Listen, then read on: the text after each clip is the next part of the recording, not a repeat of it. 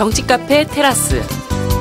청취자 여러분 안녕하세요. 정치카페 테라스 마담 이정미입니다. 제 옆에는 오늘도 김 대표님 나와 계십니다. 안녕하세요. 김보경입니다. 네, 김 대표님. 네. 전 세계적으로 지금 가장 영향력이 큰 인물을 한 사람을 꼽으라면 누굴까요? 저 정답. 프란치스코 교황. 딩동댕. 요즘 제가 가장 사랑하는 분 중에 한 사람이죠. 저도 사랑해요. 네, 오늘 테라스 이것이 왜 정치가 아니란 말인가. 교황청에서 무슨 일이 벌어지고 있는지 그것부터 먼저 좀 말씀을 나눠보겠습니다. 지금 그 바티칸에서는 5일부터 3주간 한마디로 이제 정기총회를 하고 있어요. 교황이 소집하시고 전 세계 주교님들이 다 한자리에 모여서 요거를 뭐라고 얘기할까요? 모릅니다. 네, 시노드라고 시노드. 하죠. 근데 이제 이게 문제가 되는 게 이번 시노드에서 동성간 문제를 어떻게 볼 것인가가 주요 의제 중에 하나로 다뤄진다고 하는데요. 작년에 시노드 임시총회에서 동성애자들을 이제 타락한 자, 무질서를 조장하는 자, 뭐 이렇게 규정하고 있었던 것에 대해서 좀 개정이 일부 있었어요. 근데 이제 동성 결혼을 인정할 것인가 못하는가라고 하는 것에 대해서는 좀 진전을 이루지는 못했던 좀 안타까운 그때 아마 3분의 1을 얻어야지 그 개정안이 통과되는데 2표인가 모자라서 3분의 2가 안 됐던 걸로 제가 알고 있거든요. 안 모자라다는 것도 놀랍네요. 그렇죠. 그래서 이제 동성결혼 인정까지는 못 나갔는데 이번에 이 문제가 정식 의제로 다시 다뤄진다는 겁니다. 그런데 이 시노드 개막 전에 엄청난 사건이 하나가 터졌잖아요. 네. 뭡니까? 바티칸에서 고위직으로 일하던 주교님 한 분이 스스로 나는 게이라고 이제 커밍아웃을 하면서 이게 뭐 보수 진영부터 일파만파가 된 거예요. 그래서 사실은 이번에 이제 시노드에서 이 문제가 다뤄지는데 상당히 악영향을 오히려 이제 끼치는 이런 이제 상황이 되다 보니까 교황께서 나서서 이제 진화 작업. 네. 주로 진화와 진압을 하시는 우리 교황이. 그래서 동성 간의 결혼이 아니라 그러니까 결혼이라는 것은 이성 간에 이루어져야 되는 것이다. 우리가 동성 결혼을 찬성하는 것은 아니다라고 하는 약간의 타협책을 내놓으셨습니다. 근데 그러면서도 여전히 이번에 이 문제를 다룰 때 교황청에서 뭔가 조금 더 그 동성애자들에 대해서 포용적인 그런 태도를 취해야 되는 것이 아니냐. 그래서 또 이런 멋진 말을 남기셨는데 이제 성소수자들을 칭하는 거겠죠. 이들에게 문을 닫아버린 교회는 자신에게 맡겨진 임무를 저버리는 것이며 교회가 이제 다리가 아닌 장애물이 되는 그런 교회와 같다. 이런 말씀을 하셨습니다. 어쨌든 이제 보수적 저항이 엄청 거센 가운데 이번 교황청에서 인류의 삶에 대해서 가장 어떻게 보면 정치적으로 핫한 그런 문제를 이제 본격 논의하고 있는데요. 어찌 이 문제가 교황청에서만 다뤄져야 할 문제이겠습니까? 예, 다양한 가족 구성권의 문제, 이것이 왜 정치가 아니란 말인가였습니다.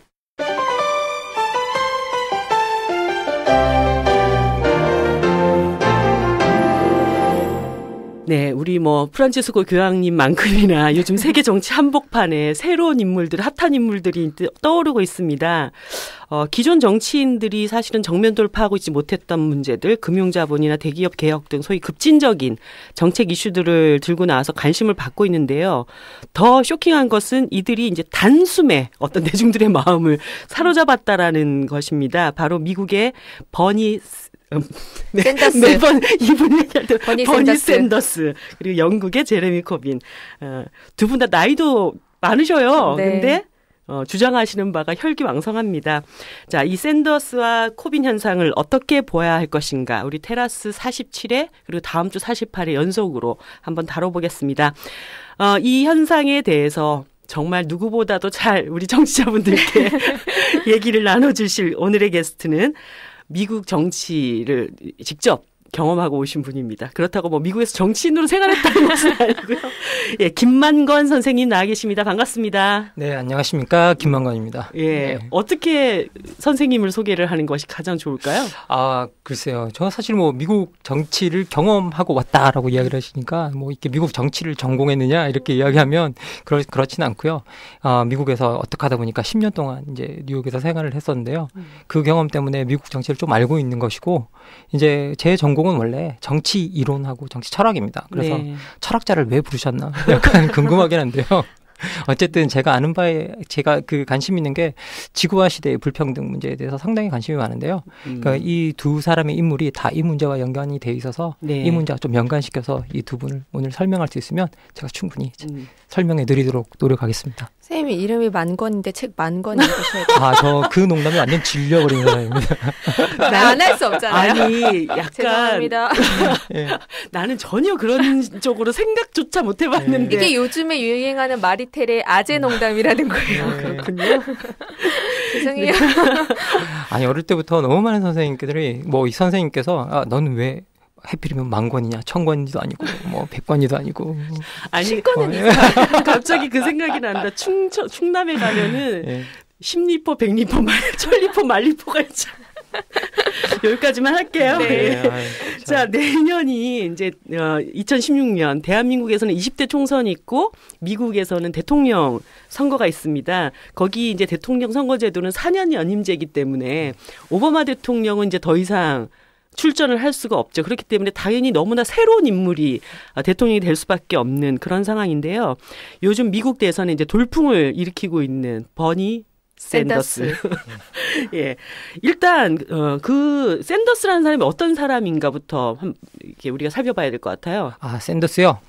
버니 샌더스는 뭐, 여러분도 아시다시피 뭐, 70이 넘은, 지금 현재 뭐, 73이라고 그러더라고요. 네. 70이 넘은 고령의 정치인입니다. 그리고 미국은 공화당, 민주당, 양당 체제라는 건 여러분들도 너무 잘 아실 거고, 뭐, 소수당들이 있긴 있지만 사실 의원들을 거의 내고 있지 못하기 때문에 네. 그 존재가 너무나 미미하거든요. 그런데 그 중에서도 무소속 후보로 아주 오랜 동안 이 미국의 하원과 상원에서 의원직을 계속해 오신 분입니다. 원래는요 버먼트주 출신이고 네. 이게 버먼트주의 벌링턴이라는 그 시에 시장으로 정치 경력을 시작했던 네. 분인데요. 이 시장을 할 때 그 아주 뭐라고 해야 될까요? 시장이 원래 당선될 때 이 10표 참가로 당선이 됐대요. 네, 이게 그 아주 어렵게 당선이 됐는데 그 당선이 되고 나서도 이제 이 사람이 아주 미국에서는 무소속에다가 그리고 드물게 자기 스스로를 이제 그 민주적 사회주의자라고 네. 소개하는 사람입니다. 근데 뭐 이렇게 그 민주적 사회주의자라고 하는 원래 개념과는 조금 안 맞는데요. 그냥 북유럽 사회주의자 네. 정도 보시면 될 겁니다. 그러니까 뭐 이렇게 자본주의 체제를 인정하면서 사민주의자라고 얘기하는 게 맞겠죠. 예. 그러니까 거기에 뭐 사회 정의 문제나 아니면 분배 문제나 거기에 개입하는 그래서 사민주의자에 아주 가까운 사람인데요. 북유럽 사회주의를 존중한다라고 여러 차례 뭐 자기 스스로 표현하고 있는 사람이고요. 그 덕분에 근데 사실 미국 내에서는 이런 표현 자체가 별로 익숙하지 않고 네. 그리고 자기 스스로를 사회주의자라고 소개하는 경우가 좀 별로 없거든요. 네. 예, 그런데 그 자기 스스로를 사회주의자라고 소개하는 바람에 아주 뭐라고 해야 될까요? 막 뭐 이렇게 이번에 새롭게 주목을 우리가 또 받고 있는 것 같은 느낌이 들고 그런데 오랫동안 사회주의자로서 무소속 의원으로서 이제 벌링턴 주 그 시장으로부터 출발해서 이제 그 8선 하원 의원을 하고요. 지금 현재 상원에서 딱 2명만 이제 무소속 의원인데요. 그 중에 한 명입니다. 근데 벌링턴주 주민들은 나는 사회주의자입니다. 그런 사람들을 계속 어떻게 여기는 특별히 사람들이 좀 자편향적인가? 어떻게? 아니, 아닐 것 같은데. 예, 그렇진 않은 것 같고요. 뭐 이렇게 여러 가지 리포트를 좀 찾아보니까 네. 이 벌링턴이라는 시 분위기 자체가 보수적이긴 한데 공화당과 민주당이 좀 평화롭게 공존하는 예, 그런 곳이었다라고 그렇게 이야기를 하더라고요. 예, 거기다가 이제 뭐 그 버니 샌더스 자체가 이제 무소속이긴 했지만 이 민주당과 좀 아주 좋은 관계를 계속 네. 유지해오고 있었고 뭐 민주당을 계속 비판하긴 했지만 유지해오고 있었고 그래서 민주당으로부터도 어느 정도 서포트는 좀 이렇게 지지는 좀 받고 있었던 느낌이 좀 듭니다. 그런데 여기서 이 사람이 제일 잘했던 게 뭐냐면 시민형 정책 같은 걸 했던 것 같아요. 뭐 네. 그 우리 많이 여론에도 소개됐지만 그 지역의 갑부가 네. 이제 호화 호텔을 그 벌링턴시의 그 호숫가에 짓겠다 그랬더니 그걸 거부하고 그냥 거기 산책로도 만들고 보통 일반 시민들이 그 이용할 수 있는 네. 호수로 만들고 그리고 또 더 나가서 그 주택 공급 같은 것도 이제 시에서 $200,000 종잣돈을 내 가지고요 토지를 매매했대요. 네. 그리고 그 위에다가 이제 여기에서 네가 집을 짓고 그걸 갖다가 뭐 영구 임대 주택처럼 소유할 수 있도록 하는 그런 정책을 썼다 그럽니다. 근데 원래 시장 원리에 엄청나게 충실한 나라잖아요, 미국이. 그러니까요. 그래서 뭐 아주 그 혁신적인 그 아이디어였던 것 같고, 그리고 이제 협동조합을 소위 말해서 그 벌링턴시에 큰 슈퍼마켓이 없었나 봐요. 대형 슈퍼마켓. 그 대형 슈퍼마켓을 짓겠다고 나서니까 이거 그러지 말고 우리 그냥 시민들이 만드는 협동조합을 만들자. 그래서 협동조합을 만들어 가지고 시민들이 소유할 수 있게 이제 만들어 준 것 같습니다. 그랬더니 이제 그 이후로 계속 지지율은 뭐 시장이 될 때마다 지지율은 계속 올라가고 삶에 굉장히 구체적인 편익을 주는 어떤 그런 정책들을 계속 써왔던 거네요. 그런 정책 위주로 갔고, 그래서 계속 벌링턴 내에서는 이제 이 시간이 가면 갈수록 지지를 계속 받았고, 그래서 이제 시장을 넘어서 하원에도 진출하고, 이제 하원 의원에서 다시 이제 상원까지 올라가는, 그렇게 계속 그 지역에서는 상당히 지속적인 지지를 이렇게 받아온 것 같습니다. 상대측 후보에서 우리가 이제 예측해 볼 때는 저런 정책은 종북 자빨이 하는 정책이야 이러면서 굉장히 괴롭힘을 당하는 그런 가정은 없었을까요? 아니, 실제로 이 처음에 시장이 당선됐을 때는요, 이 공산주의자다라부터 하는 뭐 원색적인 비난부터 시작해서 아주 음모나 뭐 모략이나 이런 것도 되게 많았던 것 같은데요. 그래서 자기 그 몇몇 데리고 있던 보좌관들을 시청 직원으로 고용하려고 그랬을 때 이 관료들이 다 반대해서 고용도 처음에는 못했었대요. 그것조차도 못했었는데 아주 시민 친화적인 어떤 정책을 펼쳐나가면서 이제 지지를 받고, 이제 그 사람들이 단지 이제 이 사람이 사회주의자다라는 그런 초점보다는 실제로 시민들을 위해서 정책을 지속적으로 꾸준히 변함없이 해왔다라는 점에 아주 높은 평가를 하고 있는 것 같습니다. 4번이나 시장을 역입하다니 정말 너무 놀라운데요. 근데 이 사람이 원래 정계에 입문하기 전에 이력은 어떻게 됐나요? 뭐 사실 정확하게 말하면 정계에 입문하기 전에는 이 사람 같은 경우에는 원래는 이제 그 브루클린에서 태어난 사람이거든요. 브루클린에 태어났고 유대인이고, 그러니까 뭐 이렇게 어쩌다 보니까 제가 뉴욕에서 공부를 하다 보니까 브루클린 분위기를 조금은 알고 있는데, 거기 가보면 이제 전형적으로 유대인들이 많이 사는 지역에서 큰 것 같아요. 거기서 자라면서 이제 그 폴란드계 이민자의 자식이거든요. 그런데 원래 아버지가 이제 그 홀로코스트 쪽에 희생된 그런 가정 배경을 좀 가지고 있고, 그래서 기본적으로 이제 인종차별이나 아니면 뭐 이렇게 반유대주의나 이런 인간의 차별에 대한 제한, 그런 것에 대해서 약간 반감 같은 걸 가지고 있었던 것 같아요. 그리고 이제 성장하면서 이제 원래는 하버드대를 되게 가고 싶어 했다고 하는데요. 여건상 뭐 시카고 대학교로 진학을 했는데, 시카고 대학교에 진학하고 난 다음에도 이제 뭐 그 당시에 이제 흑인 민권 운동은 말이 안 되네요. 이제 그 유색 인종을 위한 그러니까 민권 운동에 참여해가지고 이제 마르틴 루터 킹이랑 행진도 같이 하고, 뭐 그 다음에 이 자기 기숙사 배정을 할 때 인종별로 배정하고 뭐 이런 거에 반대해가지고 이제 그 소위 학생들을 모아서 또 시위도 하고 뭐 그렇게 했던 것 같습니다. 그런 과정을 통해서 꾸준히 이제 자기의 어떤 정치 참여 경력을 향상시키고 있었고, 그 이후에 잠시 하버드 대학교에서 교편도 잡았다라는 그게 있습니다. 근데 이제 뭐 저희들이 굉장히 놀랐던 것은 무소속 출신의 의원이 이번에 대선에 내가 민주당 경선에 뛰어들겠다. 그래서 처음에는 아마 3%, 그러니까 4월 달 정도에 6%대를 조금 넘었던 걸로 알고 있는데, 지금 벌써 그러고 나서 2달 정도밖에 안 지났단 말이에요. 그런데 미국의 민주당 대선 주자로서는 가장 강력한 유력한 후보였던 힐러리 클린턴을 넘어섰어요. 따라잡았죠. 너무 놀라요. 정말 사람들이 이게 뭔 일이야? 이럴 정도의 상황이 지금 펼쳐지고 있는데, 이렇게 뭐 이게 뭐라고 해야 되나? 급속도로 이 지지가 상승할 수 있었던 이유는 어떤 것일까요? 기본적으로 여러 가지 배경은 있을 것 같은데요. 제가 볼 때는 뭐 CNN이나 이런 보도에 따르면은 이제 그쪽에서 이야기하는 건 뭐냐면, 기본적으로 서민의 눈높이에 맞추는 정책을 펼치고 있다. 그리고 불평등 문제, 사회적으로 불평등 문제에 초점을 맞추고 있고, 그리고 사회적 약자의 소수자, 그리고 빈곤한 자들을 위한 어떤 정책에 초점을 맞추고 있다고 이야기를 하는데요. 이건 근본적으로 미국 사회가 전체적으로 요즘 중산층이 무너지고 있는 현상이 일어나고 있거든요. 그 현상 아래서 미국 시민들이나 뭐 미국 사실은 젊은이들, 학생층, 미국도 지금 청년 실업이 우리나라만큼이나 지금 좀 심각한 수준에 뭐 한 20%를 쳤다가 요즘은 11%대로 돌아왔다라고 이야기를 제가 들었는데, 청년 실업이 엄청나게 큰 문제가 되고 있고, 그리고 사실 미국에서 공부한 사람은 다 알 텐데 미국의 학생들이 다 학자금 대출을 받아요. 네. 예, 학자금 대출을 받으면 이제 평생 갚아야 되거든요.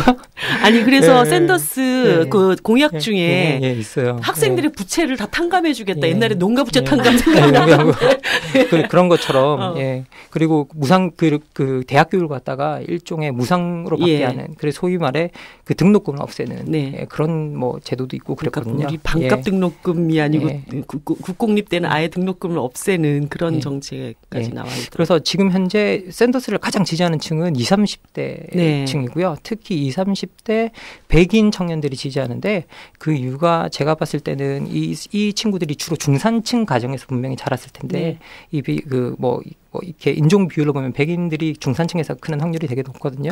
그런데 중산층이 무너지고 그 기반이 무너지는 것을 자기 스스로 확인하면서 이 젊은 세대들이 샌더스를 갖다가 지지하고 있는 현상이 나타나고 있지 않는가. 그 세대가 지금 뭐 밀레니얼 세대라고 얘기를 하는데 그 미국의 유권자 중에 가장 다수를 차지하고 있었던 베이비붐 세대보다 유권자 숫자가 지금 이제 늘어나고 있다. 이렇게 얘기를 하더라고요. 그래서 여기서 아마 이제 전체적으로 샌더스의 지지와 당락이 이게 가름될 것이다. 이렇게 전망을 하고 있는 걸 봤습니다. 샌더슨도 자기가 그 어쨌든 젊은 유권자들 표를 끌어와야 된다는 것에 대해서 이제 강조를 굉장히 많이 하고 어쨌든 전체 유권자들의 63% 이상이 투표를 하지 않으면 우리의 변화에 이를 수 없는데 그 다음에 구체적인 숫자도 이렇게 얘기하잖아요. 젊은 유권자는 80% 이상 투표해야 된다. 그렇게 구체적인 딱 퍼센트를 제시하는 것 자체가 굉장히 젊은 유권자들에게 참여도를 높이는 설득력 있는 논리가 되는 것 같아요.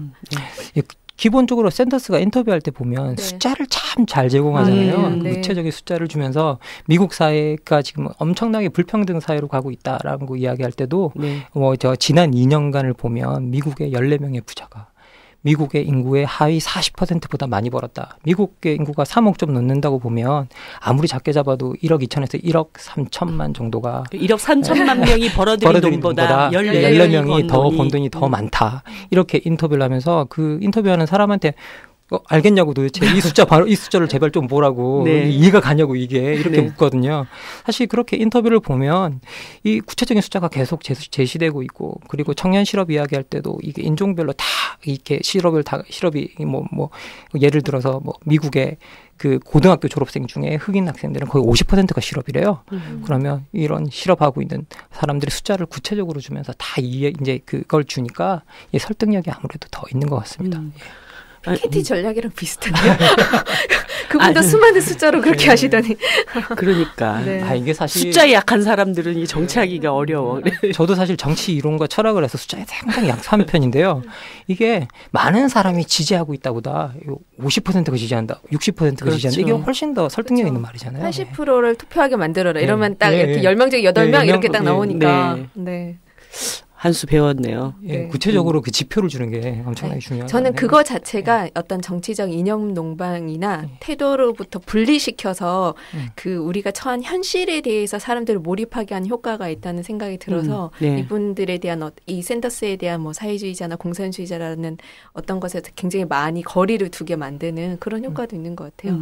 실질적으로 뭐 이렇게 사람들이 사회주의자다 뭐다 그랬지만 내고 있는 정책을 보면 원래 이 사람이 북유럽형 그 사회주의자라 이 사민주의자라 이 사람이 내는 정책이 사실 미국의 원래 자유주의자 좌파들이 내던 정책이랑 별로 안 달라요. 그렇죠.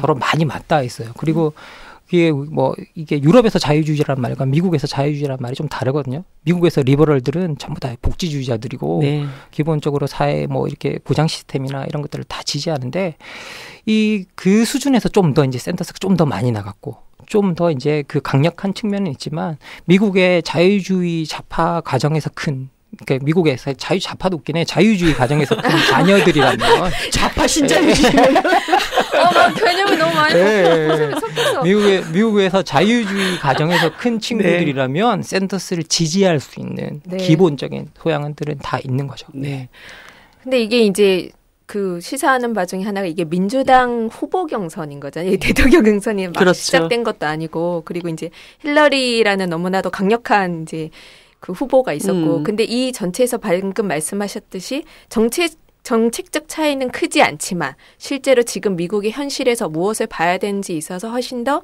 그 조금 더 급진적인 발언을 하는 후보에게 훨씬 더 마음이 많이 가고 이런 점에서는 이게 어쨌든 누가 선택이 되더라도 미국 대선 자체가 굉장히 왼쪽에 유리한 그렇죠. 판을 이미 만들었다고 볼 수 있는 거 아닌가요?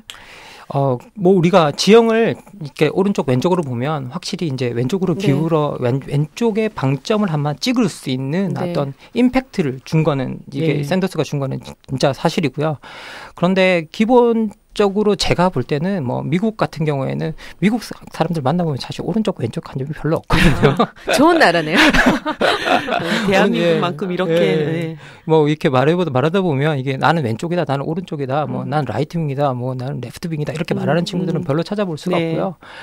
기본적으로 자기들이 사회에 가진 불만들이나 이런 것들을 내보이는 그런 측면들이 많은데 어떤 정책적인 측면에서 보면 이제 우리 왼쪽에 뭐 이렇게 우리나라는 뭐 복지만 해도 다 왼쪽이라 그러니까 그쪽에다가 이제 그 방점을 두는 그런 정책들이 나온 것 같습니다. 예, 충분히 볼 수 있는 것 같아요. 보면은 뭐 그 지금 샌더스가 집회를 하는 곳에 정말 뭐 10,000명 단위로 사람들을 몰고 다닌다고 하잖아요. 지금 힐러리의 동원력의 2배를 지금 확보했다 이렇게 얘기를 하던데 실제로 지금 이런 그러니까 우리가 정치인들이 그 대선 경선을 앞두고 막 이런 집회를 하는 것에 대해서 약간 사람들이 대한민국 정치적인 어떤 시스템으로는 약간 이해가 안 되는 부분들이 있을 것 같아요. 그러니까 지금 우리가 언론을 통해서 보게 되는 이러한 어떤 그 대선 경선 이전에 지금 진행되고 있는 이런 상황들을 어떻게 일단 이해해야 되는지 그리고 뭐 모금 뭐 정치자금 모금이 뭐 얼마가 됐다 이런 얘기들이 지금 계속 나오고 있는데 이런 상황들은 또 어떻게 봐야 되는 건지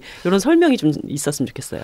미국은 뭐 후보들이 대선 자금을 모으러 다니는 것 자체가 합법화돼 있고 그리고 그것들 갖다가 거기에 그 얼마를 뭐 선거 캠프에 낼 수 있다 뭐 이 정도가 이제 뭐 제가 알기로는 선거 캠프에 직접 내는 건 4,800불인가 뭐 그 밑에까지는 한 사람이 다 기부를 할 수 있다고 알고 있고요. 그런데 현재 미국이 이게 그 슈퍼팩이라 그래가지고 이게 슈퍼 폴리티컬 액션 커미티라 그래서 특별 정치 뭐 활동위원회 정도로 이제 부를 수 있는 그런 위원회가 있는데 여기가 선거 자금을 모아주는 곳입니다. 그런데 이 선거 자금을 모아주는 곳인데 이게 진짜 산업화됐어요. 그래서 슈퍼팩이 나오고 산업화되고 그리고 이 집단이 사실은 알고 보면 미국의 아주 부유한 갑부들이나 우리로 치면 재벌들이죠. 뭉텅이 돈이 들어오는 그리고 소위 미국에서 부르는 슈퍼리치라고 부르는 이렇게 이제 부자를 넘어서 슈퍼한 사람이 된 거죠.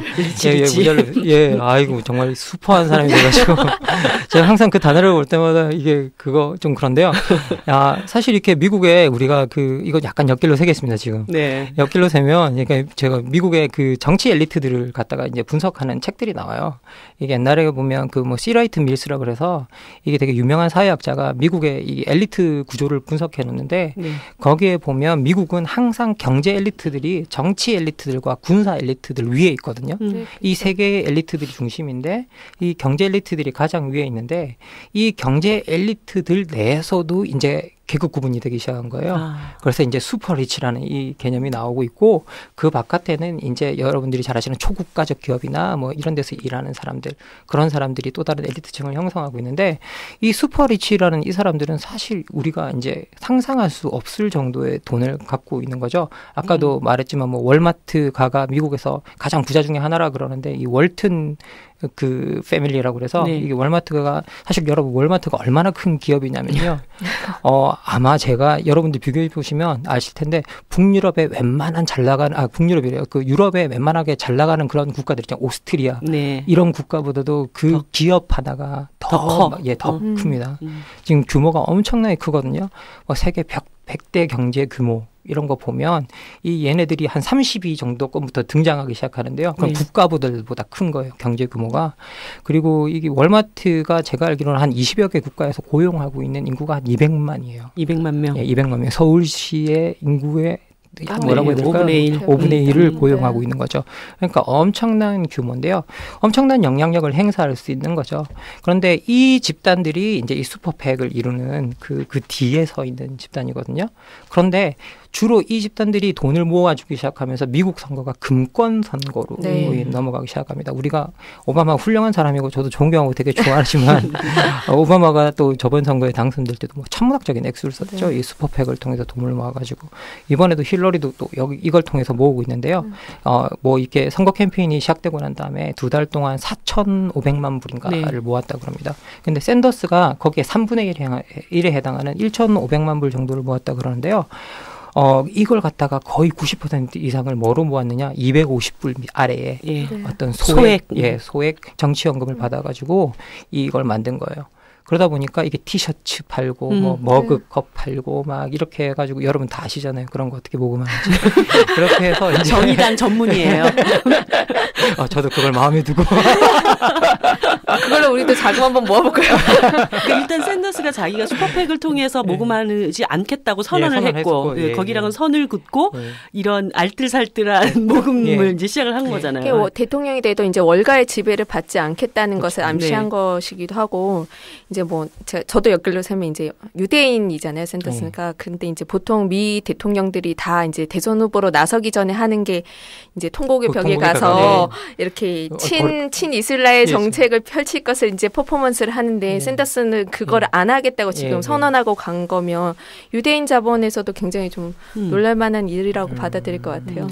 그렇다고 해서 뭐 유대인 공동체에서 또 샌더스를 나쁘게 보고 있는 것 같지도 않아요. 그러니까요. 유대인 공동체 사실 이렇게 유대인들이 미국에서 돈을 줄을 쥐고 있지만 유대인이 대통령이었던 적은 한 번도 없거든요. 그러니까 이번에 되면 정말 첫 번째 사실은 대박인 거죠. 첫 번째 유대인 대통령이다가 그래서 제가 이게 좀 찾아보고 싶어서 그 예루살렘 포스트라고 그래서 이게 이스라엘에 기반을 두고 있는 약간 중도 신문인데 이걸 찾아봤어요. 그래서 이 샌더스를 어떤 인물인가를 평가하는 이게 기사가 몇 개 나와 있더라고요. 살펴보니까 이제 여기서 말하는 거 뭐냐면 샌더스가 되게 예측 가능한 사람이라는 거예요. 이게 기본적으로 이스라엘을 비판적으로 지지하는 입장이다. 왜냐하면 이렇게 이스라엘에게 무기를 사주기보단 그 지역에 있는 팔레스타인 애들에게 삶을 질을 향상시켜주는 게 차라리 낫다라는 식의 정책을 일관적으로 펼친다는 점에서 예측 가능하다는 점에서 자기들한테 나쁠 게 별로 없는 것 같아요. 이게 어디로 튈지 모르는 게 문제잖아요. 그렇죠.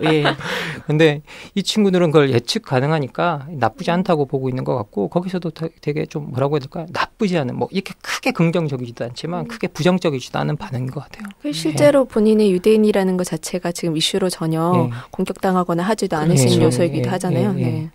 그건 되게 큰 장점인 것 같아요. 아무튼 그렇게 해서 지금 이제 뭐 샌더스가 이제 쭉쭉 치고 나가고 있는 상황인데 사람들은 지금 민주당의 후보군들에 비해서 지금 공화당의 후보군들이 너무 취약하기 때문에 다음 대선에도 민주당의 어떤 당선 가능성이 상당히 또 점쳐지지 않냐 뭐 이런 평론들도 있어요. 근데 일단 그 뭐 미국 대선에 대한 얘기이기 때문에 공화당 측은 좀 어떻게 형성돼 있는지 잠깐 좀 짚어보고 가야 될 것 같아요. 제가 진짜 공화당을 설명해 달라 그러면 설명할 수 없는 게 대통령 후보로 나온 사람만 15명인데 이 16명이에요. 뭐 지형도 너무나 복잡하고 설명할 수 없는 지형이고 이제 그 중에서 이제 가장 눈에 띄는 사람이 부시가의 일원이 이제 부시 정도인데 계속 이름 장난치는다니까요? 그러니까 지금 계속 잼만 날리다가 트럼프한테 완전히 그런데 이제 트럼프가 다시 또 등장했잖아요. 이제 거기 공화당 대선에서 우리를 가장 흥미롭고 즐겁게 만들고 있는 인물이 트럼프라는 인물인데 이 트럼프라는 인물을 보면 저는 지금 미국 사회가 샌더스와 트럼프가 같이 등장했잖아요. 그러니까요. 그리고 같이 열풍이 불고 있고 지지율로 보면 오히려 트럼프가 약간 높게 보이고 트럼프는 진짜 또 막말을 던지는 대표적인 인물이잖아요. 근데 이게 등장할 수 있는 이유가 사실 그 미국 같은 경우에는 이제 정치가 정당 정치를 약간 넘어서서 이제 그 청중민주주의라고 부르는 그 체계로 넘어갔다 보거든요. 이게 뭐냐면 이제 정당들이 정책이 비슷비슷한 수렴 현상이 일어나다 보니까 그 공화당 내에서도 일정하게 민주당의 정책들이 차용된다는 거잖아요. 그것도 있고 사실 민주당 내부에도 공화당 되게 많거든요. 텍사스에 있는 민주당 사실 다 공화당이거든요. 그래서 그쪽 남부주에 있는 이 민주당원들은 공화당과 되게 친밀한 그 관계성을 맺고 있거든요. 그런데 이 수렴 현상 다음에 이제 청중민주주의라는 현상이 오는데 우리나라에서는 이 청중민주주의가 처음 온 게 이제 제가 분석하라는 바로는 안철수 현상이 처음입니다. 이게 네. 청중 민주주의가 뭐냐면 미디어를 통해서 만들어진 좋은 이미지를 가지고 거기에 지지를 얻어서 사람들에게 이제 정치적 영향력을 행사하고 그 사람을 중심으로 미디어 방송을 중심으로 그러니까 정당 정책 이런 게 아니라 그 인물을 중심으로 돌아가는 형태의 이제 그 정치인데요. 여기서 트럼프는 좋은 이미지인가요? 그걸 모르겠어요. 트럼프는 그게 저를 헷갈리게 처음에 만들었어요. 트럼프가 등장했을 때는 저 깜냥이 되냐 많은 사람들이 그렇게 평가를 했는데 어느덧 보니까는 지지가 잭 부시를 타고 넘는 이런 현상이 나타났단 말이죠. 그래서 기본적으로 미디어의 영향이 엄청나게 강력해지고 있는 건 사실인 것 같습니다. 그리고 워낙 그 사람이 뭐 가쁘고 돈이 많고 사실 뭐 미국에서 이 돈이 미디어를 조정할 수 있는 능력도 사실 엄청나고요. 그것 때문에 이 미디어 바람을 타고 뭐 사실 우리나라에 관해서도 막말 마구 던지잖아요. 트럼프 같은 경우가 한국은 뭐 미국의 안보에 뭐 공짜로 올라타고 있다느니 뭐 헛소리를 자꾸 하는데 그 어쨌든 그렇게 그 트럼프가 내미는 그 이미지들 자체는 제가 봤을 때는 어떻게 모르겠어요. 제가 제 시선에서 봐서 별로 좋지 않다라고 느끼는데 많은 미국인들이 트럼프한테 그 미디어 이미지나 이런 것에 열광하고 있다라는 느낌은 지금 현재까지는 드네요. 왜 그런 현상이 나타날까? 그런 열광이 어떤 점에서? 박근혜 현상을 설명할 수 있는 건가요? 이렇게 되면? 그거랑은 조금 다른 것 같고요. 기본적으로 미국 사회 같은 경우에는 소비 사회고 그다음에 자본주의가 극단화된 사회잖아요. 그 극단화된 자본주의 사회에서 트럼프는 슈퍼리치로서 정점에 서 있는 사람이고요.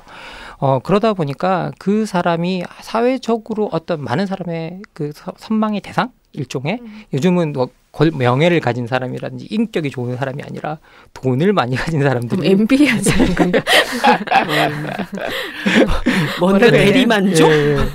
그 소위 말해 그 돈을 많이 가진 사람들이 존중받는 현상이 나타나는 그런 현상이 있는데요. 사실 이 금권 정치는 철학적 배경도 없는데 돈 많으면 그냥 뭔가 믿음직해 보이나? 돈 많으면 믿음직해 보이는지 모르겠는데 이게 트럼프 현상 같은 경우에는 저도 아직까지는 정확하게 일종의 청중 민주주의 현상의 일부분인 것 같은데 그것이 정확하게 기반이 무엇인지에 대해서는 나오는 기사들을 읽어보면 별로 저는 신뢰가 좀 안 가서 정확한 분석은 아직 안 나오는 것 같아요. 한편에서는 그런 생각도 들던데 이제 유럽에 그 굉장히 그 극우적인 성향을 가진 정당들이 이제 원내 진출을 하고 이런 과정들도 이제 유럽 복지가 굉장히 어려워졌을 때 그것에 대한 원인을 외부로 돌리면서 이민자들에 대한 반대 이런 것들이 이제 심리적으로 작동을 한 케이스잖아요. 그럴 때 미국에서도 일정 부분 굉장히 뭐 이렇게 신자유주의의 어떤 폐해 속에서 이렇게 힘든 사람들의 입장에서 이런 이제 트럼프의 굉장히 보수적인 그러니까 소위 멕시코 이민자들에 대한 어떤 그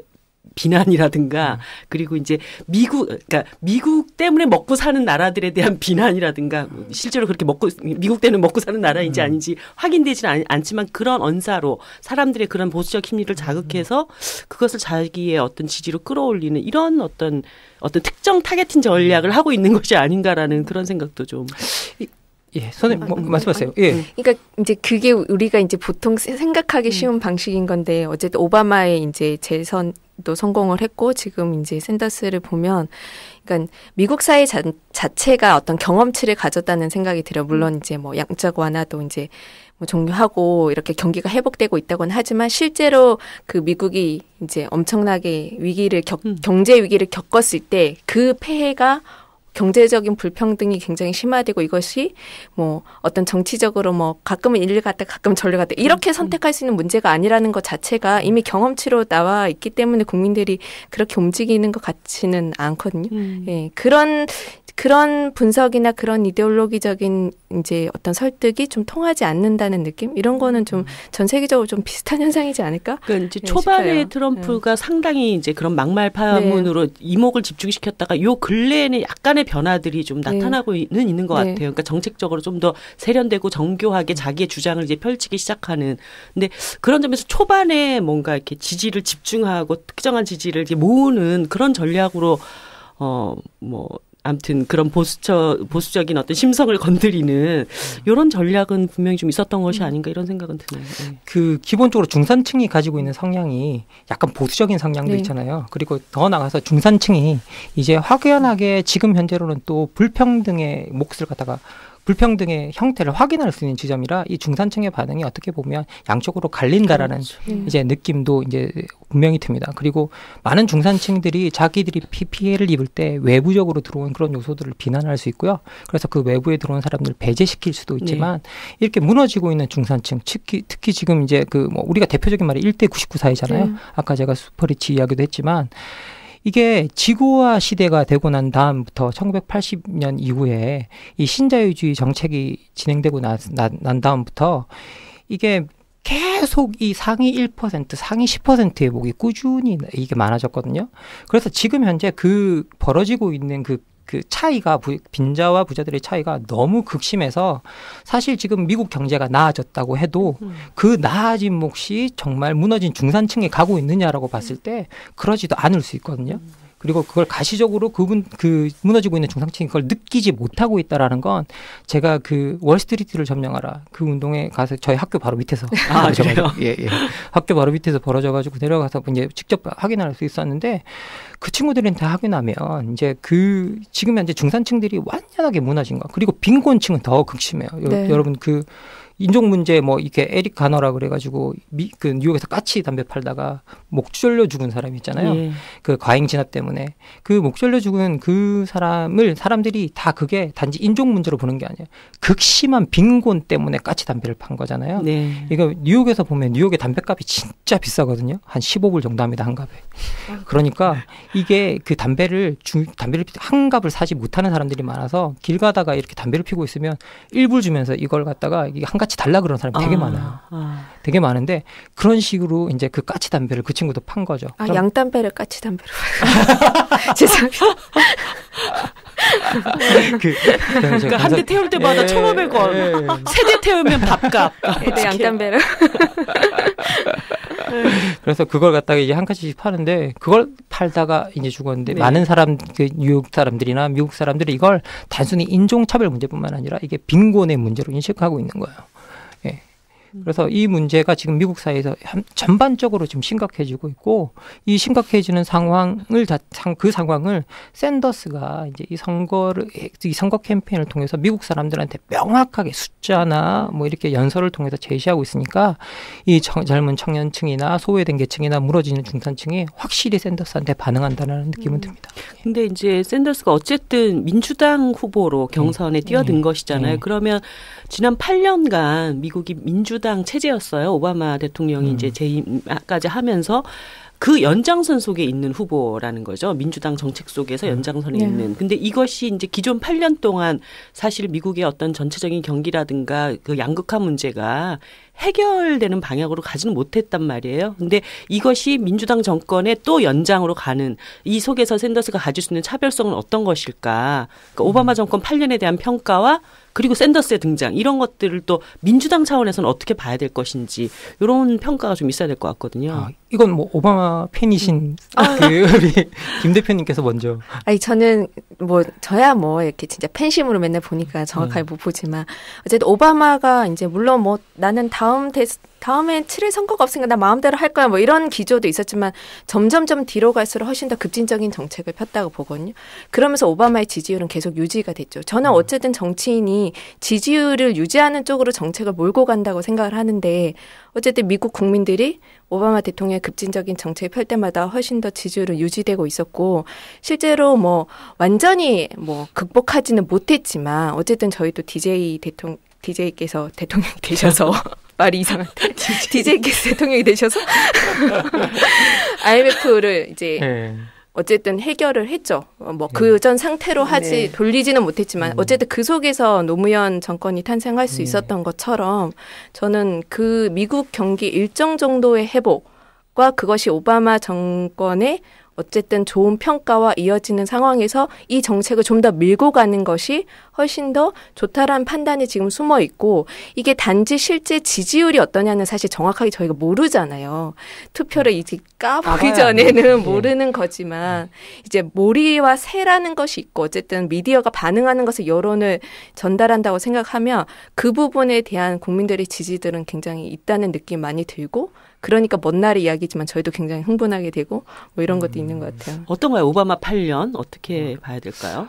저는 사실 오바마에 대해서 뭐 이렇게 좋아하지도 뭐 그렇게 싫어하지도 않는 사람인데요. 근본적으로 오바마가 자기의 정책 기조를 이렇게 처음에 할 때 재선 문제 때문에 강력하게 밀어붙이지 못했다라는 느낌은 좀 들었거든요. 네. 그때 오바마는 문제 해결자라기보다는 중재자에 가까운 사람. 그래서 공화당과 민주당 사이에 껴서 뭐든지 어떻게든 서로 좀 맞춰주려고 하는 느낌이 좀 강했는데 이 두 번째 임기 동안에는 자기가 생각하는 부분을 좀 확실히 또 밀어붙였다는 느낌이 들고 다시 출마할 일이 없기 때문에. 다시 그렇죠. 야 이게 되게 중요한 겁니다. 정신으로 그냥 이게 절벽 이런. 예, 확실히 밀어붙인다는 느낌이 좀 들었었는데 그런 것들이 기존의 민주당 내에서 아주 오랫동안 이게 잠재되어 있던 이게 민주당 내에 급진 세력들이 좀 있어요. 네. 예, 그런 세력들의 어떤 성향들과 맞아 들어가는 부분이 있는 것 같은데 샌더스가 아마 그런 부분을 깨워주는 역할을 하지 않는가라고 이제 생각이 좀 들거든요. 근데 샌더스 같은 경우에는 계속 민주당과 관계는 좋았지만 계속 민주당을 비난해온 케이스예요. 네. 별로 좋게 평가를 안 했었고 민주당에 되게 비판적인 입장을 취했었거든요. 그래서 이 민주당 후보로 뛴다 그랬을 때도 민주당 그 대통령 후보로 나온다 그랬을 때도 외부에서 말이 엄청나게 많았어요. 이게 왜 무소속인데 왜 민주당으로 나와서 민주당 후보로 뛰느냐부터 시작해서 말이 엄청나게 많았는데 그래도 민주당 입장에서 봤을 때는 사실 샌더스를 그 엘고 때 랄프 네이더라는 녹색당 후보 때문에 아시죠? 엘고 때 그 표가 갈리는 바람에 한번 민주당이 엘고 때 그 정말 아깝게 놓쳤잖아요. 네. 그러니까 이 내부로 끌어들여서 이 사람을 경선에서 그냥 그러니까 없애버리면 민주당으로서는 되게 잃을 게 아무것도 없었던 것 같아요. 그건 좋은 전략이죠. 좋은 민주당 입장에서는. 그리고 샌더스가 내가 만약에 여기서 탈락하면 무소속으로 출마하지 않겠다라고 공식적으로 약속도 하고 이제 그렇게 들어와서 이걸 시작했는데 여전히 민주당에 대해서 물어보면 민주당과 같이 일하긴 하지만 민주당에 대해서 되게 비판적인 입장을 비판적인 코멘트를 계속 샌더스가 어느 정도 하고 있거든요. 네. 그래서 뭐 아주 민주당에 대해서 과거처럼 경선에 후보로 뛰기 전처럼 아주 수위 높은 발언을 하고 있지는 않지만 어느 정도 수위를 낮춘 한도 내에서 계속 어떤 비판적인 거리는 여전히 유지하고 있는 느낌이 드는데 이 거리가 민주당 내부에 있는 그 급진 세력들 있잖아요. 옛날에 정말 그 강경파들과 어느 정도 좀 통하는 측면이 어느 정도 있는 것 같아요. 예. 그리고 그 사람들의 감수성을 깨우고 있다라는 느낌이 듭니다. 사실 이제 그 대선 예비 주자를 선출하는 과정이 이제 프라이머리도 있지만 당내 이제 코커스 방식의 그 당대에 25% 정도 배정이 되잖아요. 그럴 때 민주당이 아닌 사람이 들어왔기 때문에 여기에서는 상당히 취약하지 않겠는가 지지가 이런 생각을 했었는데 실제로 민주당 내부에서도 이제 그런 그 샌더스에 대한 지지세가 형성이 되고 있다 이렇게. 저희들이 샌더스 이야기할 때 늘 프라이머리에 좀 집중했거든요. 프라이머리가 당원 바깥에 있는 사람들이 들어와서 할 수 있는 프라이머리들이 있고 그리고 또 나가서 뭐 프라이머리는 이게 사실 두 종류예요. 뭐 이렇게 그 오픈 프라이머리랑 요즘 우리나라 한참 유행이죠. 아주 그것 때문에 골이 아파 죽겠어요. 그리고 이제 오픈 프라이머리. 그다음에 이 클로즈드 프라이머리가 있는데 이 클로즈드 프라이머리 같은 경우에는 내가 어느 당 성향이다라는 걸 미리 선언하고 이제 가서 이제 찍는 경우인데 미국이 지금 한 37개 주 정도가 프라이머리를 하거든요. 그 중에 제가 알기로는 한 18개 주가 오픈 프라이머리를 하고 나머지가 이제 클로즈드 프라이머리를 합니다. 그런데 이 프라이머리를 자꾸 보게 되는 이유는 뭐냐면 근본적으로 샌더스가 이제 그 민주당원이 아니었잖아요. 민주당에 속해 있지 않으니까 그 바깥의 사람들이 얼마나 지지하는가, 그 지지할 수 있는 가능성이 열려있기 때문에 이 프라이머리를 많이 봤었는데 최근에 코커스에서 이제 아이오와 주 같은 경우가 코커스가 처음 진행되는 이 주인데요. 그 주의 여론조사에서도 뭐 CBS 여론조사 같은 경우에 이기는 거로 나오고 있거든요. 그런 거 보면 확실히 당내에서도 지지가 확연히 올라가고 있다는 느낌이 듭니다. 민주당 내에 뭔가 이렇게 진보적인 감수성, 세포들을 살리는 그런 역할을 하고 있다고 봐요. 그냥 이들은 정권 교체가 아니죠. 정권 유지. 정권 유지를 위한 선택을 판단을 하는 거죠. 그게 저는 그렇기 때문이라고 생각해요. 다른 이유가 아니라. 실제로 오바마 대통령의 복심은 어디를? 제가 오바마 팬답게 또 오바마의 이렇게 유머 중에서 제가 또 버니 샌더스를 이렇게 지지하는 발언이 있어서 홀라당 제가 캡처해왔죠. 아 그래요? 그 오바마 이런 발언은 이제 유머처럼 했다는 거 재밌어서 버니 샌더스 저 이 사람 좋아합니다. 매우 흥미로운 사람이거든요. 대마초 피우는 사회주의자가 백악관에 들어갔으면 하는 분들이 많으신 것 같은데 그럼 결국 오바마 3선이나 다름없겠네요. 이렇게 얘기를 한 거예요. 엄청 강력한 지지 발언. 저 오빠 어떻게 할 거야 정말? 응? 그 발언을 언제 했나요? 저 처음 듣는데. 찍설에서 찍설에 올랐길래 진짜 원텍스트 확인하지 않고 이렇게 유언비를 버니 샌더스가 참 괜찮은 사람입니다. 지지해 주세요. 이렇게 할 수 있는 얘기를 오바마가 세 번째 당선되는 것 같다. 이렇게 얘기하는 자기 인기를 또 여기서 확인하기도 하고. 어쩔 거야. 확실한 선택을 주는 것 같아요. 민주당 안의 지지를 샌더스에게 되게 공고하게 하면서 불안함을 없애고 사실 힐러리로서는 사실은 아무리 관운이 없어. 갑자기 사주를 한번 받으래 돼. 관운이 없어. 또 이게 미신과 주술의 세계로 선거가 넘어가면 안 됩니다. 아니 동양 정치의 묘라고 모르세요? 아니 뭔가 좀 될만하면 누가 와서 앞길을 막네. 아니 그 뭐 샌더스도 그렇지만 지금 민주당 대선 경선에 뛰어들겠다고 한 여성 정치인이 또 한 명 있잖아요. 엘리자베스 워런이라고 하는 이분도 상당히 어떻게 보면은 기존의 민주당 안에서도 좀 이렇게 뭐라고 해야 되나 좀 더 좌파적인 급진적인 이런 이제 노선을 취하고 있다 이런 이제 평가를 받고 있는데 여기는 어떻게 지금 뭐 어느 정도로 봐야 될까요?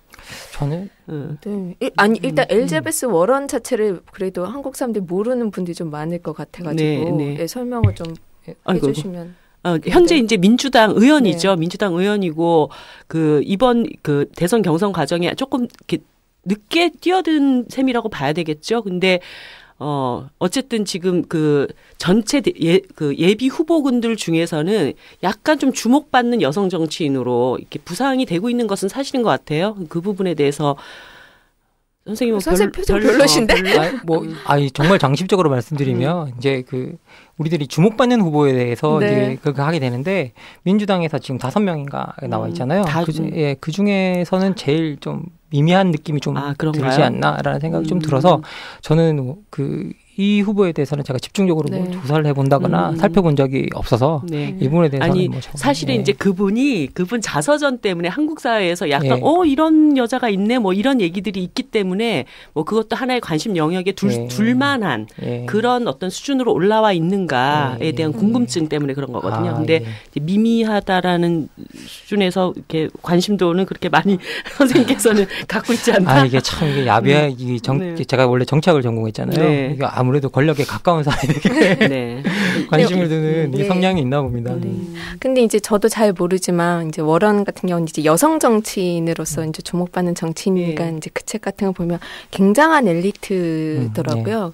근데 이제 제가 느낀 건 우리나라 사회에서 이렇게 초엘리트가 학계와 뭐 정계와 그리고 그 나름 굉장히 초엘리트 집단에서도 신망받는 사람이 그것도 여성이 굉장히 어떤 약간 좀 더 급진적인 주장을 하는 건 쉽지 않은데 이제 그런 주장을 해왔다는 것 자체가 좀 주목받을 만한 생각이 들고 근데 그런 사람들보다 샌더스가 가지고 있는 훨씬 더 어떤 그 현실주의적인 미덕 이런 것들은 더 강한 것 같아요. 그래요? 네. 나중에 저희가 코빈 얘기도 하겠지만 코빈만 해도 이렇게 재단사 연맹 나오신 그러니까 사실 어떻게 보면 되게 구식 좌파고 현장 출신이라고 보여지는 그런 좌파들 워런도 사실은 이제 생애 자체가 그렇게 초엘리트 가정에서 뭐 이렇게 그런 배경을 갖고 있지는 않죠. 이제 활동했다는 게 저는 그 샌더스를 지지하는 젊은 그 지지자들이 한 얘기들 중에 보면 굉장히 뭐 그 기사 자체가 좀 그렇게 쓰여져 있을지는 모르겠지만 아까 말했던 대학 다닐 때 민권 운동을 했던 그런 것들에 대한 믿음을 되게 많이 표출하더라고요. 근데 어떻게 보면 저희로 치면 무슨 4.19 세대에 대한 얘기일 수도 있고 민주화 시기 때 학내투쟁을 주도했던 분이기 때문에 우리 믿을 수 있다 이런 거잖아요. 지금 그런 어떤 뭐 미국 대학가라고 특별히 진보적인 운동이 자리 잡거나 이렇지 않을 텐데 그런 것 자체를 지금의 20대들, 미국의 20대들이 신뢰를 보내는 척도로 삼는다는 것 자체도 저는 굉장히 좋다고 생각을 했거든요. 뭐 샌더스 이야기할 때 미국 젊은이들이 가장 큰 미덕으로 꼽는 게 항상 일관적이었다. 네. 항상 그 일률적으로 자신의 자세를 유지해왔고 자기가 유지했던 그 주장이나 정치적 입장이나 거기서 물러난 적이 없고 그것을 항상 관철시키려고 해왔다. 그리고 언제나 소수자의 옆에 서 있었다. 네. 그리고 뭐 하나 예를 들면 뭐 이게 동성결혼 반대가 동성결혼에 대한 뭐 찬성이나 이런 것들이 이제 확고하게 이제 계속 샌더스가 젊은이들에게 나는 앞으로 대통령이 되더라도 지속적으로 내가 지금 말한 것들을 갖다가 지켜나갈 수 있다라는 식의 그런 일관성을 자신의 정치 경력 내내 보여줬던 게 가장 큰 미덕이었던 것 같아요. 이게 81년에 정치에 입문하거든요. 그런데 81년에 정치에 입문했으면 지금 한 20몇 년 지금 뭐 그러니까 35년 동안 그게 일관적이가 사람이 말 안 바꾸기가 정말 쉽지 않잖아요. 그런데 그것에 대해서 아주 일관적인 태도를 유지했다는 게 가장 큰 포인트인 것 같습니다. 네. 그러니까 사실 이제 샌더스의 연설들을 쭉 들어보면은 뭐 이렇게 말 자체는 저희들한테 굉장히 익숙한 이야기들이죠. 그러니까 뭐 이 사회가 지금 굉장히 무너져 있고 그 무너진 사회를 어떻게 다시 일궈 세워야 될 것인가에 대한 굉장히 원칙적인 얘기를 하는데도 사람들이 그렇게 열광을 하는 이유가 뭘까? 저도 사실 그게 굉장히 궁금했어요. 그게 특별히 미국 사회이기 때문에 그랬을까? 뭐 한국에서는 이런 얘기들이 굉장히 이제 우리가 쉽게 접할 수 있는 것인데, 근데 그게 아니라 아까 말씀하셨던 것처럼 뭐 그런 이야기들이 굉장히 위기 상황에는 누구든지 할 수 있는 얘기지만 샌더스가 가지고 있었던 어떤 삶의 힘, 그러니까 그 사람이 쭉 그 얘기를 일관되게 주장해왔고 노력하고 실천해왔다라는 그 삶의 힘이 뒷받침이 됐기 때문에 저 이야기는 내가 한번 믿어보면 함께 실현할 수 있겠구나라고 하는 그런 느낌이 들었던 것 같아요. 그러니까 계속 이제 그 샌더스 연설에 보면은 위켄이라고 하는 얘기를 이제 앞에 계속 달면서 그 얘기를 주장을 하잖아요. 함께 하자라고 하는. 그러니까 그런 사람들이 저 사람하고 함께하면 해볼 수 있지 않을까? 이런 느낌인 것 같아요. 네. 우리도 그런 사람이 좀 있어야 될 텐데요. 그렇죠? 그러니까 아까 저는 그 정책 수렴 현상에 대한 얘기를 하셨잖아요.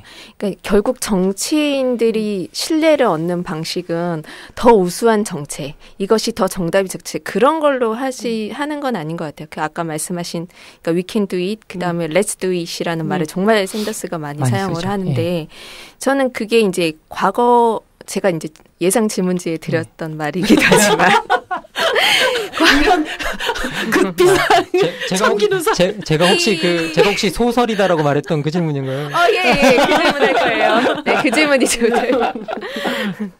저는 어차피 정책적 대결로 이것을 선택할 수 없고 누군가의 그런 얘기들 많이 하잖아요. 뭐 그거를 현실적으로 실현할 수 있는 힘이 필요하다. 뭐 이런 얘기 많이 하고 제가 이제 대놓고 이제 까겠습니다.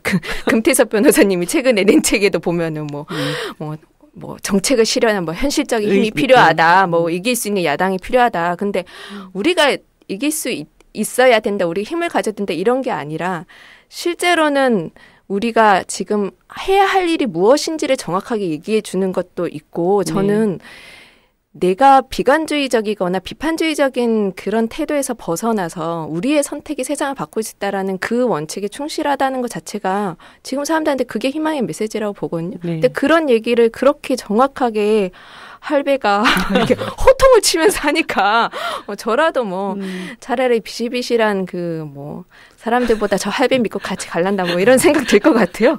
네. 소위 이렇게 예상 질문지에 주셨지만 어떻게 이 사람이 교조주의적이지도 않고 이게 패배주의도 없고 그러니까요. 항상 자세를 가지고 그 30년을 그렇게 지내올 수 있었을까라고 이제 이야기하셨는데 코빈 같은 경우도 되게 마찬가지였지만 코빈은 27살 때 이게 우리나라로 치면 구의원, 시의원 같은 거로 이제 시작을 했던 것 같아요. 런던 내에서.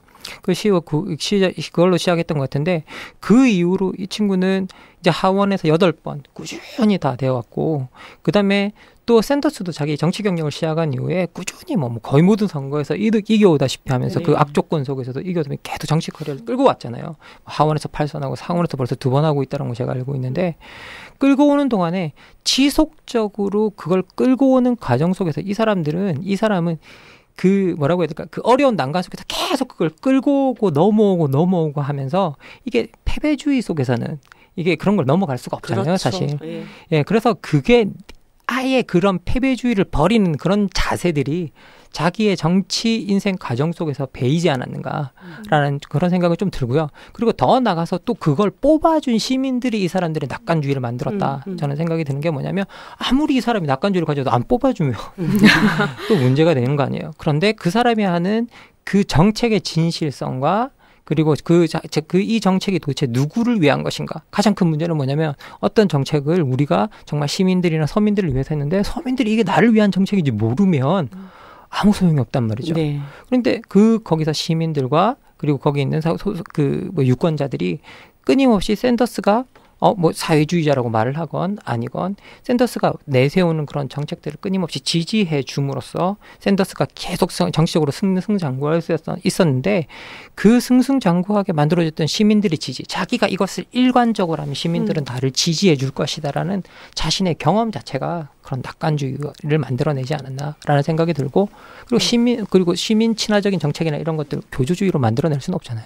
그러니까 선생님이 아까 이제 정치를 실제로 경험한 게 아니라 정치 철학을 하셨다고 그랬는데 이제 다른 각도에서의 철학에 대한 그러니까 내가 이 정치를 통해서 무엇을 세상을 어떻게 바꿀 것인가에 대한 굉장히 뚝심이 필요하다는 생각이 많이 드는 거예요. 그러니까 사실 정치를 개혁해 보겠다라고 그 민주화 세대들이 상당히 많이 지금 정치판에 들어와 있긴 하지만 끝없이 정치는 현실이야라고 이제 얘기하는 그 순간부터 그 현실을 어떻게 요리해야 될 것인가를 자꾸 자고우면 하게 되고 그래서 중도냐 아니면 좀 더 왼쪽이냐 오른쪽이냐 계속 이거를 재면서 사실은 그렇게 상당한 기대를 받고 정치에 들어갔던 사람들에 대한 대중들의 실망 이런 것들이 지금 나타나고 있다고 이제 보여지거든요. 그래서 정말 어떤 자신의 정치 철학을 가지고 뚝심 있게 정치의 세계에 뛰어들 것이냐라는 그런 준비가 매우 중요하다. 샌더스 통해서 그런 것들도 많이 보게 되는 것 같아요. 예, 그런 것 같아요. 사실 현실주의자들, 우리 마키아벨리 이후에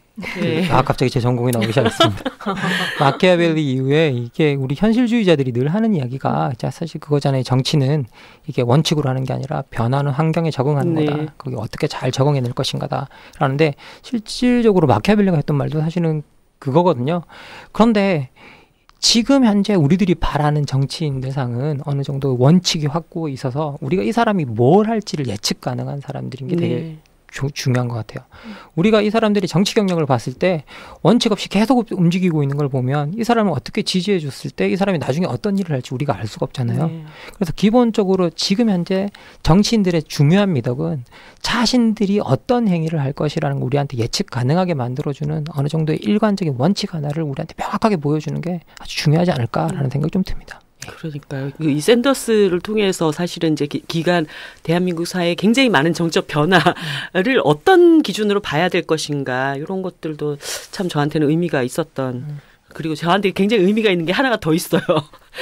샌더스 할아버지가 70살이 넘었잖아요. 나는 앞으로 20년은 훨씬 더 열심히 일할 수 있겠구나. 그런 생각을 하게 됐다는 거. 저도 장수만세. 근데 좀 이렇게 나이가 되면 물러나야 된다. 근데 그렇게 되시기 전에 바뀐 정권에서 관료를 하시는 걸 제가 보고 싶네요. 예전에 정태인 선생님이 45살 먹으면 다 정치를 떠나야 된다 그래가지고 한 5살만 더 올려주시면 안 될까요? 막 그랬는데 샌더스가 있다고 우리에게는 이러면서 아무튼 우리가 이제 대선 과정을 이제 살펴보면서 샌더스 얘기를 했는데 미국 대선이 지금 진행되는 어떤 프로그램, 일정 이런 것들을 이제 한번 그래야 우리 청취자들이 이제부터는 요런 포인트로 좀 봐야 되겠구나 생각을 하실 것 같아요. 예.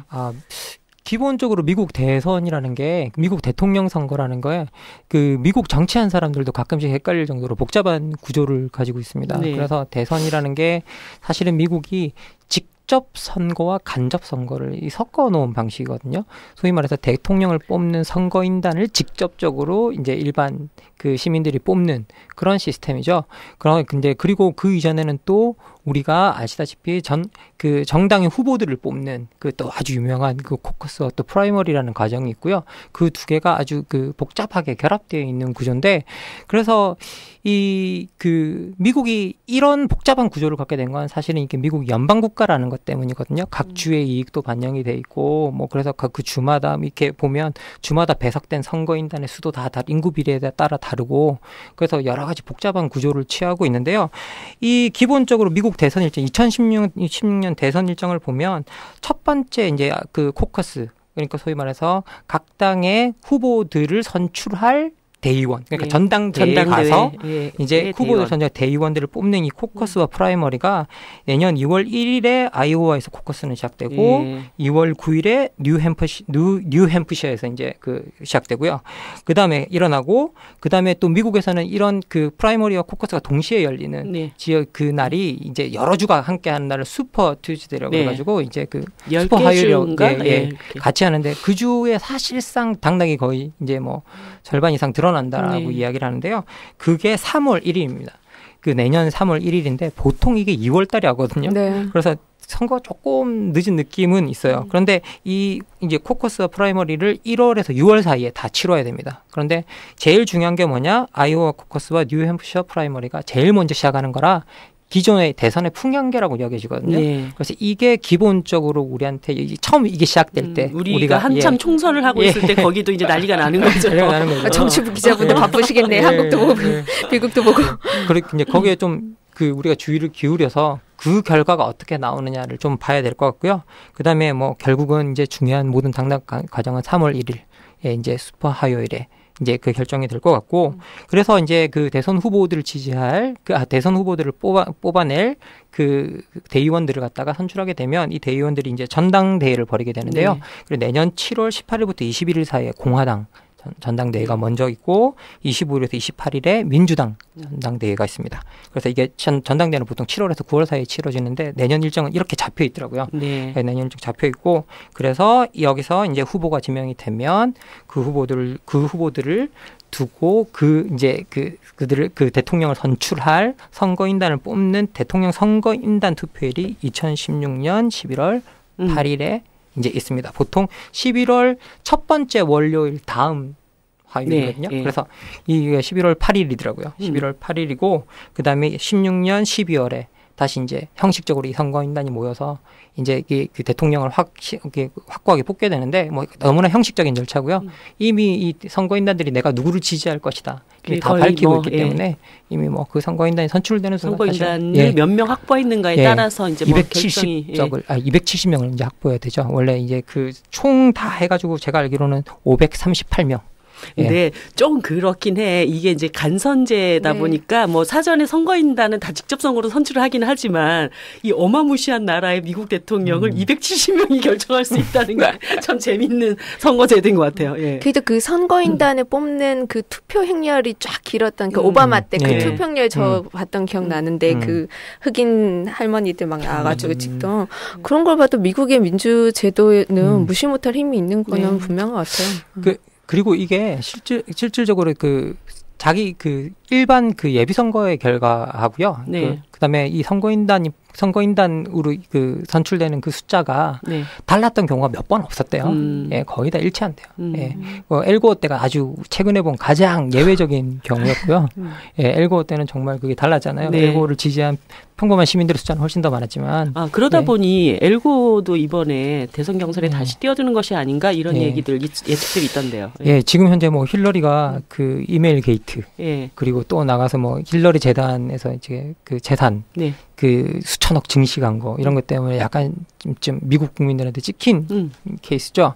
그러다 보니까 힐러리 위기설도 나오고 있고, 그리고 샌더스와 지금 뭐 이렇게 여론조사, 최근 여론조사는 또 샌더스를 좀 약간 좁혀졌다는. 아니 그 힐러리가 또 다시 앞서간다라는 다시 앞선다라는 뭐 기사도 가끔씩 있는 것 같아요. 오차 범위가 그러니까 좁혀졌다는 것까지. 그래서 최근에는 이제 이게 뭐 결과를 확신할 수 없는 그런 과정 속에 들어가 있으니까 사실 샌더스가 자기 민주당 출신은 아니잖아요. 그러다 보니까 민주당 내부에서는 민주당의 정통성을 좀 대변할 수 있는 그런 후보를 내고 싶은 생각이 있지 않나 라는 생각이 듭니다. 그래서 엘고가 또 후보가 될 수도 나올 수도 있다라는 말은 나오는데 지금 이렇게까지 왔는데 나올까요?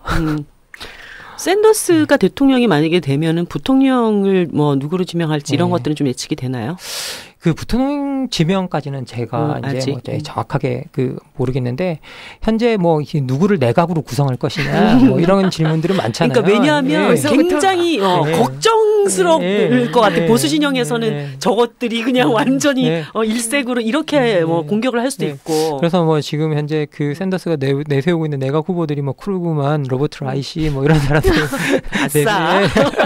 내세우고 있긴 있는데 그 뭐 정확하게 어떻게 될지는 자기도 아직 확신은 못하겠죠. 뭐 돼서 뭐 말을 해야 그 사람들하고 뭐가 있어야지 되는 거니까 자기가 그런 후보들이 그런 이름들이 거론되고 있다라는 것 정도는 제가 기사를 통해서 확인했습니다. 네. 자, 우리 이 샌더스 할아버지라고 얘기하는 샌더스 후보의 샌더스 옹, 샌더스 버럭 샌더스 샌더스 옹의 이 약진에 대해서 우리가 한 시간 동안 얘기를 좀 다뤄봤는데요. 어쨌든 지금 세계에는 한 명의 어떤 출현이지만 뭔가 변화의 조짐이 일어나고 있다라는 것만은 좀 분명한 것 같아요. 그래서 오늘은 일단 미국 대선까지 그 미국의 샌더스까지 좀 봤지만 다음번에 이게 단순히 미국에서만 벌어지는 일이 아니라 또 영국 사실은 그 이전에 포데모스나 뭐 시리자 이런 것들에 대한 뭐 경험들도 우리가 좀 봤기 때문에 이런 변화의 흐름들을 좀 영국까지 더 살펴보고 그리고 나서 이것이 지금 현재 대한민국 정치 현실에서 시사하는 바가 무언지 요걸 이어서 좀 더 얘기를 해봐야 될 것 같습니다.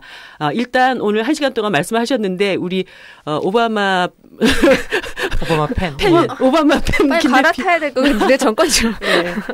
한 말씀씩 이 샌더스 현상에 대해서 마지막으로 하시고 싶은 얘기 한 말씀씩 하고 좀 일단 1부는 마무리하겠습니다. 그러니까 저는 샌더스 이제 연설 같은 거 보면 이제 여러 가지 이제 말에 대해 꽂히긴 한데 그냥 저는 한마디에 꽂혔어요. 우리는 임금을 올릴 수 있습니다.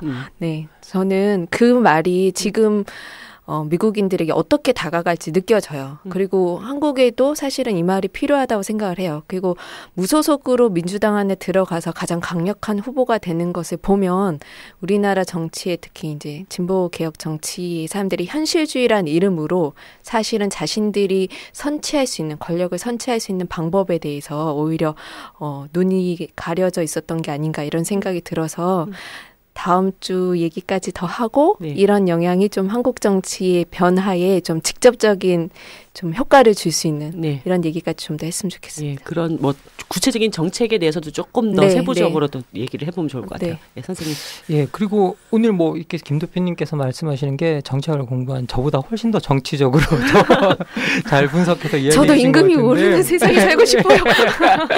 임금을 더 줘야 되는 사람 아니야? 제가 맨날 얘기하지만 제가 그 사장님이 아니라고 생각해요. 임금을 받는 사장님. 그런데 결국은 우리 샌더스 현상이 제가 볼 때는 기본적으로 많은 선진국이나 아니면 좀 발전된 국가들, 경제가 어느 정도 이제 발전된 국가들에서 나타나고 있는 사회적으로 심화되어 가고 있는 불평등의 문제를 정확하게 반영하고 있는 것은 아닌가, 정확하게 우리한테 들려주고 있는 아주 중요한 부분이 아닌가라고 생각합니다.